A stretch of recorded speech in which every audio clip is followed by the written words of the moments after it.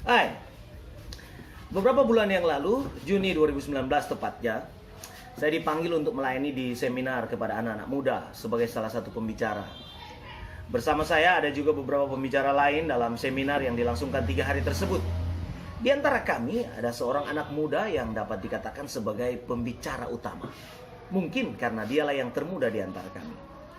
Dan menurut CV-nya, ia adalah seorang yang begitu disiplin dalam hal rohani. Seperti membaca Alkitab 10 pasal setiap hari, berdoa berjam-jam. Telah melayani sejak usia 9 tahun, bahkan terlibat dalam pelayanan sejak usia 6 tahun. Wow. Kira-kira ekspresi saya mendengar itu semua. Sampai di sini saya merasa sangat bersuka cita apabila ada orang-orang muda yang mendengar panggilan Tuhan, memberi diri untuk dipakai Tuhan dalam memberitakan kabar baik kepada semua orang. Saya teringat kepada Nabi Samuel yang telah diserahkan oleh ibunya sejak kecil ke bait Allah. Nah, tibalah saatnya beliau menjalankan tugasnya sebagai pembicara saat itu. Dan apa yang saya perhatikan, saya temukan, dan saya saksikan, saya benar-benar merasa kecewa. Kenapa? Sebab ia begitu jauh dari ekspektasi. Ia lari dari tema, isinya jauh dari standar metodologi penelaahan Alkitab, bahkan penyampaiannya lemah. Nah, poin saya di sini bukan ingin merendahkannya secara personal, tetapi hanya saja muncul pertanyaan besar dalam benak saya. Jika ia mengaku telah melayani begitu lama, berapa banyak orang yang tidak telah dibawanya ke dalam penyimpangan pemahaman teologi? Dan bagaimana jika ia tidak sendirian? Kemungkinan besar ada banyak anak muda Kristen yang demikian. Semangat rohani yang berapi-api, namun pemahaman Alkitab yang minim. Bayangkan apabila semangat rohani yang menyala-nyala tidak diimbangi dengan kebenaran Alkitab. Menurut saya, pemahaman teologi dan kekudusan hidup atau diibaratkan seorang yang bersepeda. Kuncinya ialah keseimbangan. Jika Anda berat sebelah, maka Anda tentu akan jatuh. Saya yakin semangat rohani yang demikian jika diimbangi dengan pengetahuan teologi yang mumpuni akan menghasilkan seseorang yang kuat di dalam pemberitaan kabar baik. Akan menjadi senjata yang kuat untuk membawa kabar baik kepada semua orang. Nah, inilah tujuan saya membuat video ini. Dan Deo Volente, atas perkenanan Tuhan, video-video selanjutnya akan saya bagikan kepada saudara-saudara. Sebab sejak hari itu, sepertinya ada beban baru dalam hati saya untuk memberi kontribusi yang bersifat global. Agar rekan-rekan anak muda yang serupa ini mendapat masukan positif, diperlengkapi untuk pelayanan pendamaian yang Tuhan percayakan kepada kita, murid-muridnya.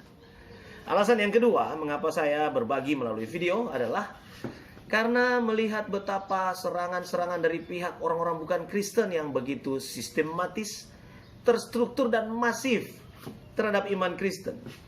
Ada masalah serius dalam cara mereka memahami Alkitab. Meskipun perlu diberi petunjuk tentang bagaimana cara belajar firman, mungkin mereka akan sulit menerimanya, tetapi mari kita berusaha untuk memberi petunjuk kepada mereka. Nah, untuk memahami kebenaran Alkitab, kita perlu metodologi yang tepat, yakni secara induktif.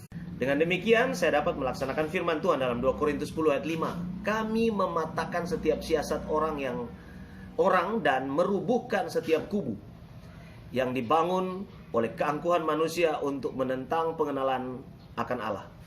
Kami menawan segala pikiran dan menaklukkannya kepada Kristus.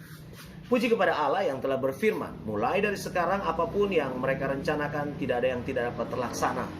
Itu difirmankan dalam Kejadian 11 ayat 6. Maksud saya adalah bicara tentang fasilitas yang dibangun oleh banyak orang di dunia ini. Misalnya seperti Chad Hurley, Steve Chen, Jawed Karim yang dapat mendirikan YouTube, Mark Zuckerberg dan kawan-kawan mendirikan Facebook, bahkan Kevin Systrom dan Mike Krieger yang mendirikan Instagram. Kita sekarang telah tiba di zaman yang tidak terbatas ruang dan waktu dalam berbagai informasi. Saya membayangkan bagaimana Tuhan bekerja secara sistematis, terstruktur dan masif juga dalam menolong kita melaksanakan amanat agungnya. Di sepanjang sejarah kita telah menyaksikan bagaimana Dia menyediakan bahasa internasional, mulai dari Fonisia, Aram, Yunani, Inggris, bahkan bahasa persatuan kita, Indonesia. untuk mempermudah mengkomunikasikan Injil. Bagaimana Tuhan menyediakan sarana transportasi dan untuk perjalanan para misionaris. Sekarang dia menyediakan internet untuk pekerjaan ini. Dan kita masih membuat alasan. Saat kita mengeluh karena bahasa yang berbeda, ia memberikan bahasa yang dapat dipahami banyak orang. Ketika kita mengeluh dalam perjalanan yang sulit, ia menyediakan sistem transportasi. Sekarang, apa yang akan kita katakan setelah diberikannya internet?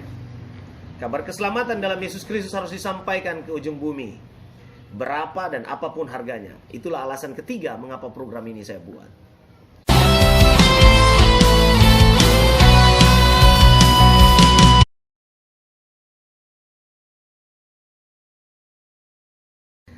Anda menyaksikan serial terbaru di dunia maya dan tentu terkeren meskipun hanya di dunia saya. Saya beri nama Cawa Bekis, cara waras belajar kitab suci. Saya Peterson Kudon, sampai jumpa.